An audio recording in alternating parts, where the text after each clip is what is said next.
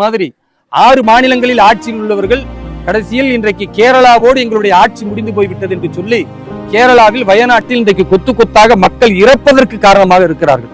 இப்படிப்பட்ட ஒரு மிகப்பெரிய பெருவெள்ளம் வரப்போகிறது என்றும் அதே போன்று இது மாதிரியான மழை வெள்ளம் வந்தால் மிகப்பெரிய ஆபத்தை மக்கள் சந்திப்பார்கள் என்று சொல்லி மத்திய அரசு 7 நாட்களுக்கு முன்னால் கேரள அரசை எச்சரித்தும் கூட மக்களை பற்றி அவர்களுடைய உயிர்களை பற்றி கண்டுகொள்ளாத இந்த கம்யூனிஸ்ட் அரசாங்கம், இந்த பாசிச அரசாங்கம் இன்றைக்கு மக்கள் இறந்த பிறகு வழக்கம் போல் மத்திய அரசை குற்றம் சொல்லுகிறார்கள்.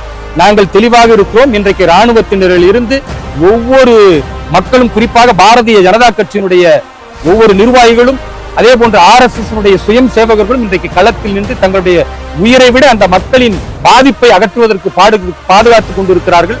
சிரமப்பட்டு அவர்களை காப்பாற்றிக் கொண்டிருக்கிறார்கள். அதனால் செல்வ பெருந்தகை போன்றவர்கள் சொல்லக்கூடிய பொய்யான குற்றச்சாட்டும் உங்களுடைய நோக்கம் என்பது